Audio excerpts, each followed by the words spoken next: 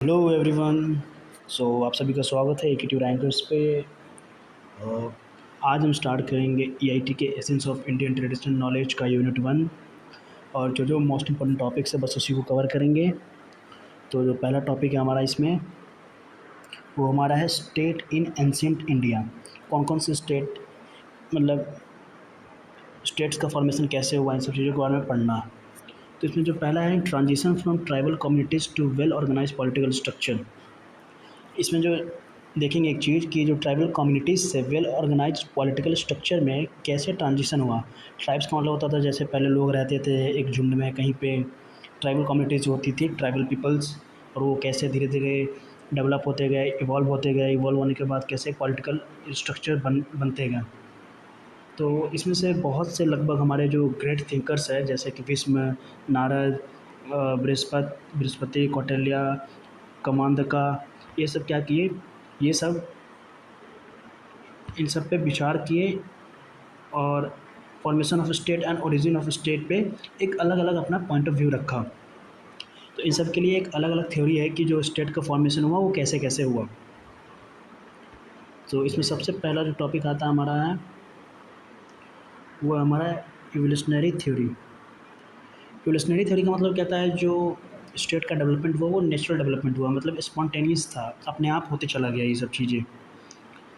Initial stage में क्या था, स्टेटलेस सोसाइटी था, मतलब वेराज सिस्टम था, मतलब कोई स्टेट नहीं होता था उस टाइम।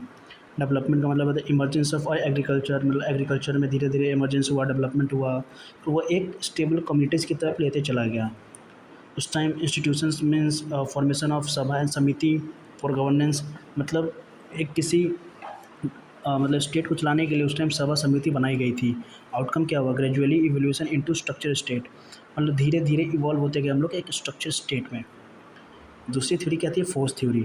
फोर्स थ्योरी का कहना है कि जैसे उस टाइम रिसोर्सेज को लेके लड़ाई झगड़ा हुआ और उन रिसोर्सेज के बीच में जो लड़ाई झगड़ा हुआ उन रिसोर्सेज को लेके, और लड़ाई होने के बाद उसमें जो स्ट्रांग वॉरियर थे वो उस युद्ध को, जो वॉर था उसको लीड किया, लीड करने के बाद वो राजा बन गया।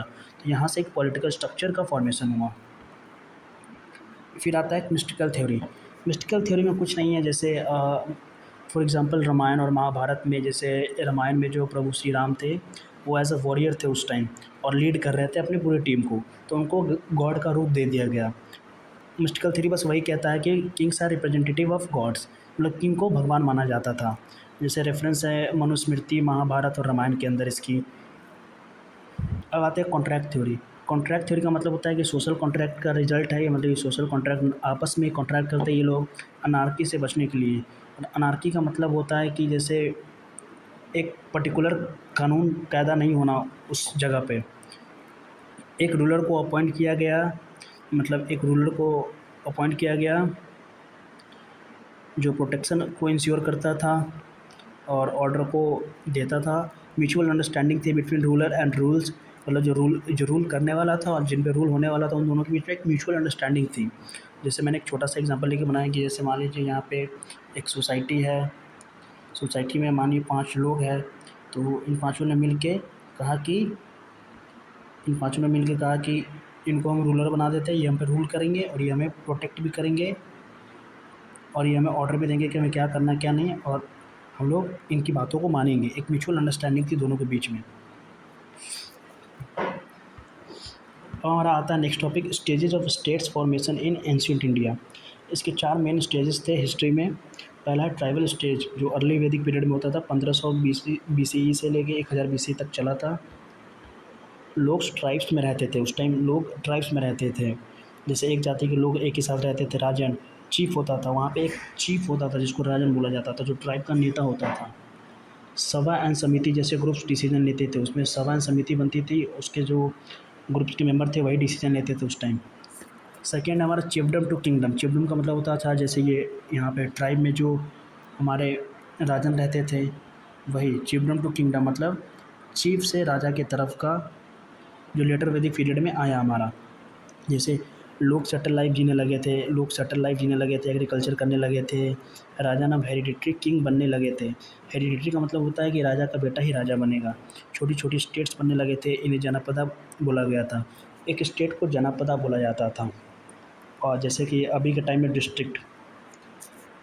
अब जनपदास से महाजनपदास तक क्या होता है, जैसे मान लीजिए बहुत सारे स्टेट्स का कॉम्बिनेशन को महाजनपदास कहते हैं।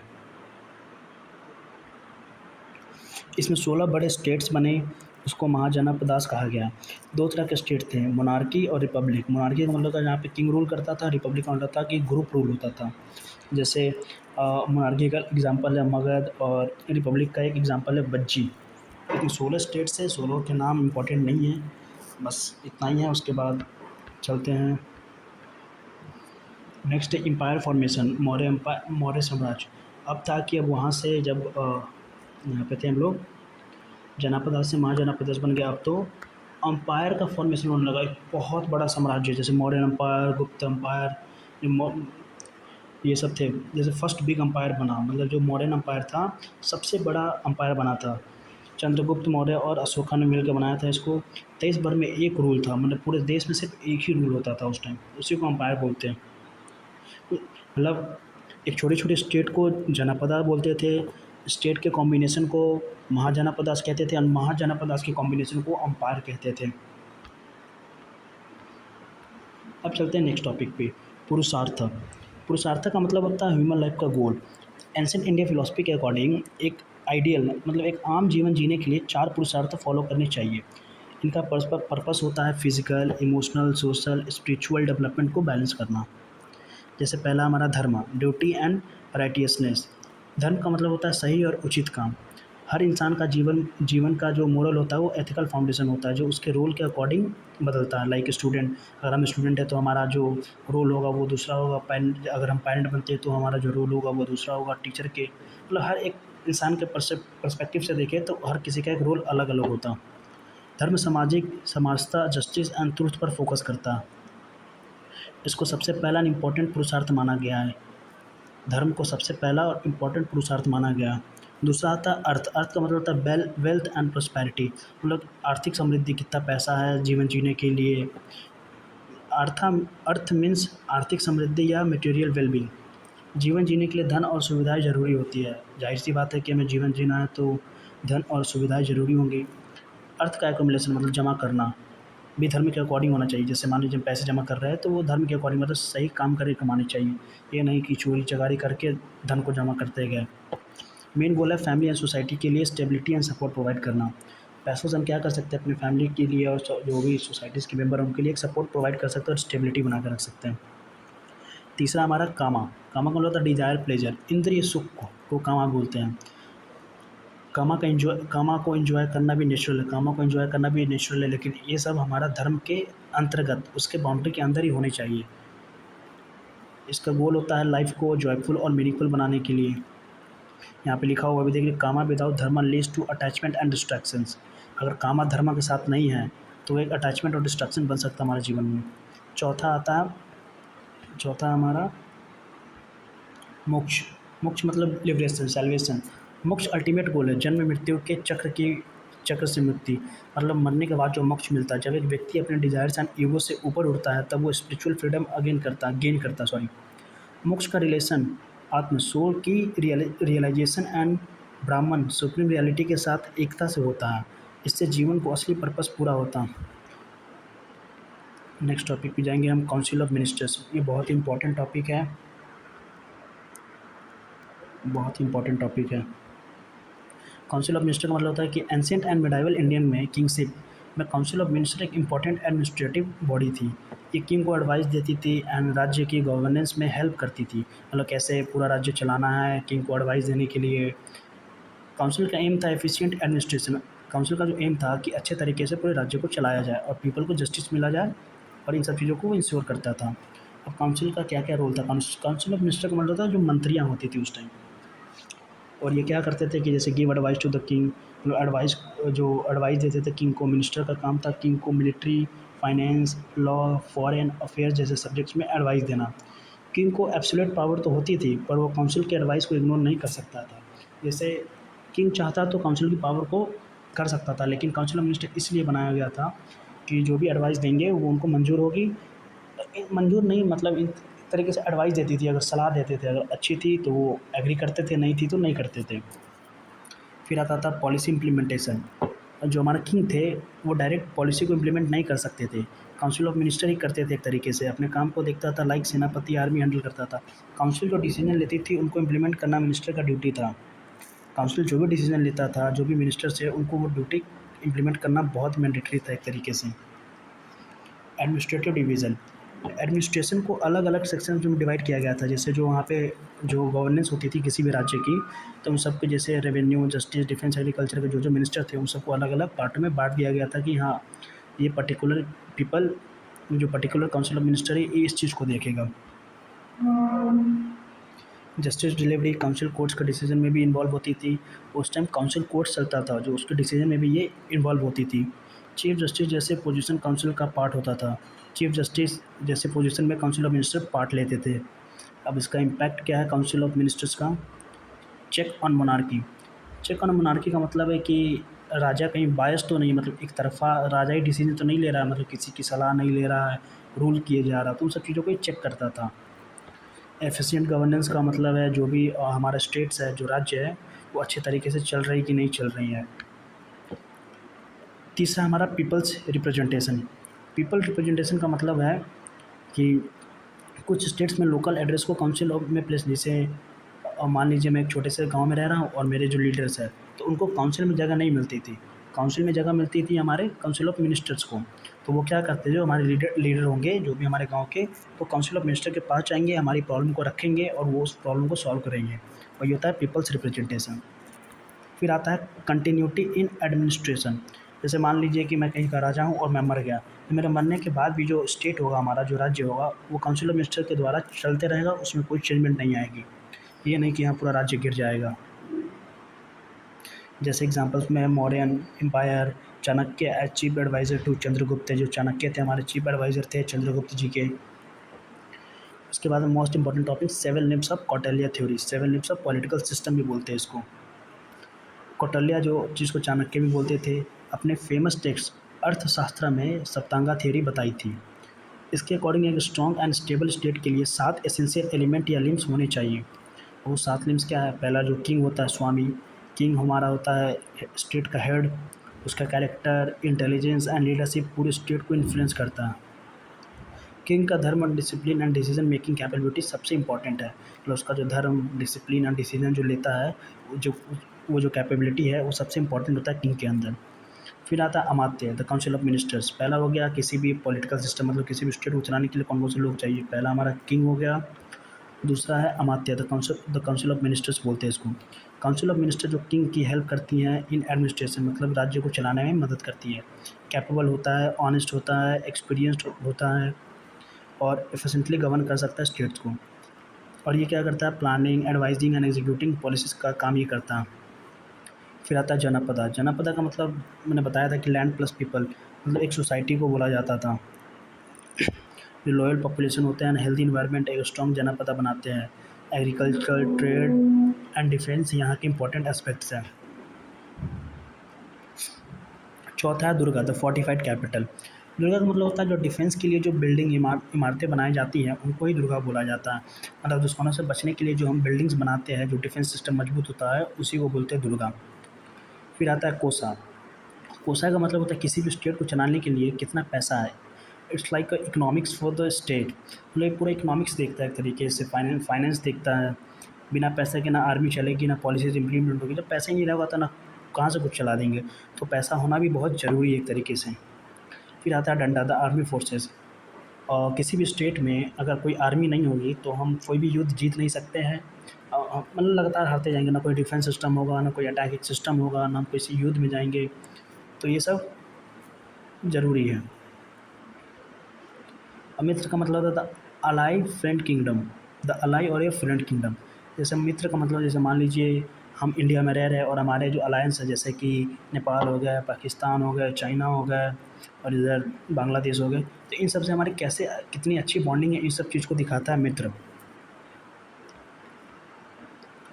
अब हम आते हैं, ये भी एक इम्पॉर्टेंट टॉपिक है, PYQs में आ चुका है, इम्पॉर्टेंट। हाँ, मैरिज सिस्टम है एंशिएंट इंडिया। एंशिएंट इंडिया में मैरिज सिर्फ एक सोशल कस्टम नहीं था, मतलब एक सोशल कस्टम नहीं था, बल्कि एक रिलीजियस ड्यूटी भी माना जाता था। धार्मिक वैदिक पीरियड से क्लासिकल पीरियड तक जो मैरिज सिस्टम थी वो वैदिक पीरियड से स्टार्ट हुई और क्लासिकल पीरियड जो अभी तक चलती आ रही है। अब टाइप्स ऑफ मैरिज क्या क्या है? पहला है ब्रह्म विवाह, सबसे प्योर और आइडियल मैरिज था। बिना बिना दहेज के एक अच्छा लड़का देखा जाता था। इसमें क्या करते थे ब्रह्म विवाह में, जो दुल्हन के जो पिता होते थे वो एक अच्छा सा हाई स्किल्ड लर्नेड पीपल को देखते थे और उससे अपनी बेटी की शादी करा देते थे। दूसरा है दैव विवाह, ब्राइड को किसी प्रिस्ट को दिया जाता था, जो दुल्हन होती थी वो किसी प्रिस्ट को दिया जाता था, सैक्रिफाइस परफॉर्म करता था वो उसको लेके। फिर आता है हमारा अर्श विवाह, ग्रूम जो दूल्हा होता था वो गिफ्ट देता था दुल्हन के फादर को, लाइक काव और बुल शादी की। जैसे अर्श विवाह में क्या होता था, जैसे मान लीजिए मैं कोई लड़का हूँ, अगर मुझे किसी शादी करनी है तो मैं जो मेरे ससुर होंगे उसको मैं गाय या बैल दूंगा, तब जाके शादी करूँगा। फिर आता है प्रजापत्य विवाह, जो ड्यूटी बेस्ड मैरिज होती थी, मतलब ड्यूटी बेस्ड मैरिज होता था। जो लड़की के फादर थे वो कहते थे may you both perform your duty, क्या तुम दोनों अपनी ड्यूटी को परफॉर्म कर सकते हो। फिर आता है गंधर्व विवाह, जो बहुत ही यूनिक मतलब कॉमन और फेमस अभी के टाइम में लव मैरिज। फिर आता है असुर विवाह, ब्राइड को बाई करके मैरिज होता था, मतलब उस टाइम दुल्हन को खरीद के शादी किया जाता था और दूल्हा कुछ गिफ्ट देता था। फिर आता है राक्षस विवाह, ज़बरदस्ती शादी की जाती थी उस टाइम राक्षस विवाह में, मतलब बिना मर्जी के शादी कर देना।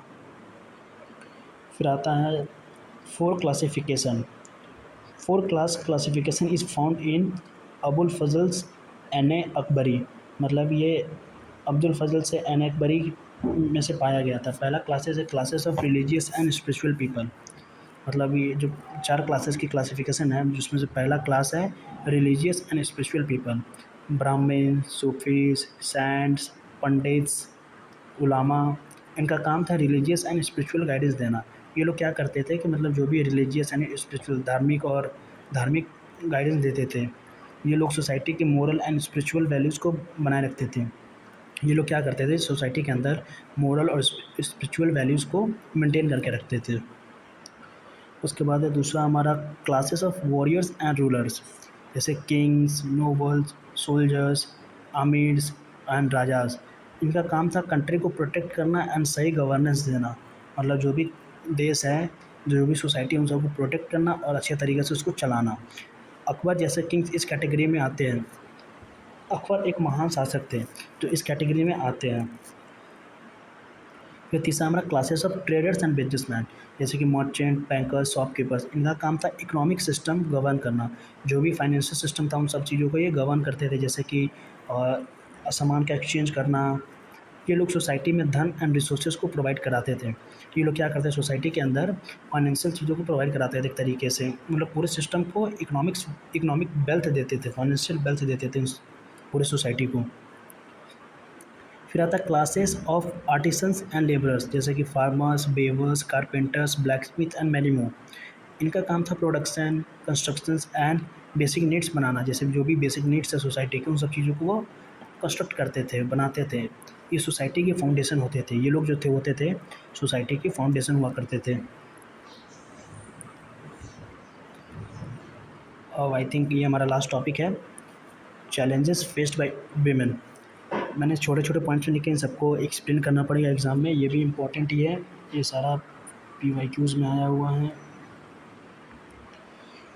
चैलेंजेस क्या क्या फेस होती थी वीमेन के द्वारा। पहला लिमिटेड एजुकेशन, पहले के टाइम में वीमेन को एक टाइम के बाद नहीं पढ़ाया जाता था, मतलब एक लिमिटेड एजुकेशन मिलती थी उनको बस। अर्ली मैरिज, जैसे कि बाल विवाह, बहुत जल्दी शादी कर देना। पर्दा एंड सेकुलरिज्म, पर्दा का मतलब होता है घूंघट एंड सेकुलरिज्म का मतलब होता है दूर रखना समाज से। नो पॉलिटिकल राइट्स, मतलब उस टाइम औरतों को पॉलिटिकल राजनीति करने का कोई अधिकार नहीं था। Widowhood and Sati system, widowhood का मतलब होता था जैसे विधवा होने के बाद क्या करती थी, सती सिस्टम होता था, मतलब पति के साथ ही जला दिया जाता था उनको। फिर आता है पार्टियर्कल सोसाइटी, पार्टियर्कल सोसाइटी का मतलब होता है जो वेमेन थी उनको पराया धन माना जाता था। जैसे मान लीजिए मेरी कोई बेटी है तो मैं उसको पराया धन मानता था, क्योंकि शादी के बाद किसी और के घर जाएगी तो वो वहाँ की बेटी हो जाएगी, तो वही था पार्टियर्कल सिस्टम सोसाइटी। तो यूनिट 1 ख़त्म हो गया है, जल्दी यूनिट 2 लाया जाएगा।